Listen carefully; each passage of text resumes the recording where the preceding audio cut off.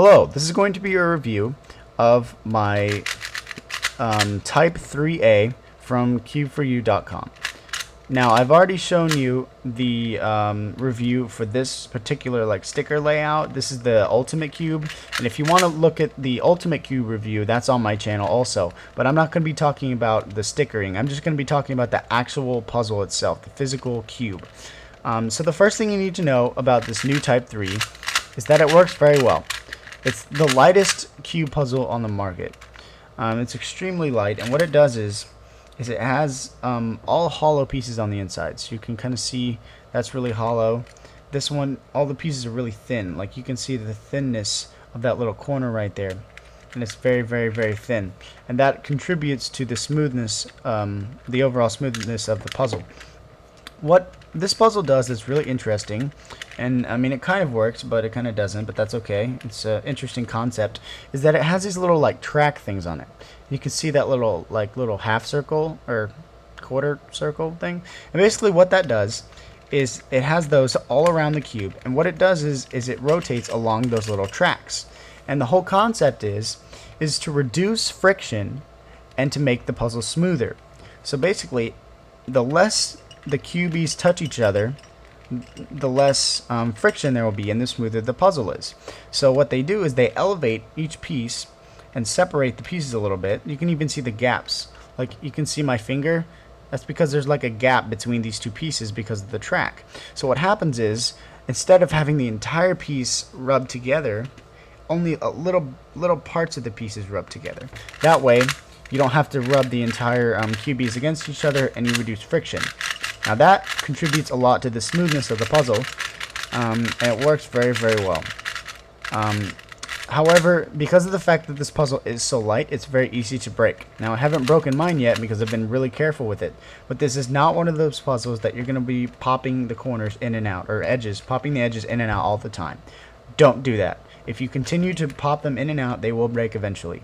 What you want to do is you want to get it set, and then just leave it like it is. Don't mess with it. Don't do anything, because you'll probably break it if you do it too much. Don't be popping in the edges in and out all the time. Don't be doing that kind of stuff. Just get it set the way you like it, and then just leave it. That's the best way to keep it from breaking, and it just works the best like that. Now, another interesting feature is that these little center caps are really easy to take off. Side note, if you want to take out the edges, you have to push down on these two. You can't just pop it out like normal, because it'll make the little tab break off. As you can see, these tabs are really, really thin, so you got to be careful with them. Another thing, let me just show you the center here. I want to show you how easy it is to take out the center cap. I'm just going to take this puzzle apart, and I'll put it back together later, but I just want to show you guys the center caps. Now, all you have to do to take out a center cap is to do this. You take your X-Acto knife. I'm going to take out this one right here. This one right here. And I'm going to push it through the opposite side right there. See if I can get my camera on it. And I'm going to push upwards, and that pops the cap out. See that? The knife actually goes in the bottom end of the cap. So what you don't have to do is you don't have to scrape the top of the cap all the time trying to get it to come off. You can... see, it's hollow right there. So all you have to do is stick a little knife, or anything really, up to the underside of it, and you can just pop it out just like that. And it works really nice, and that way you don't have to scrape up the ends of the puzzle. The center caps also have those little tracks that I was showing you about. You can see them right there. And again, that helps contribute to the reducing friction thing. So there you can go. Alright, so I put it back together now, and I have a few more things to say.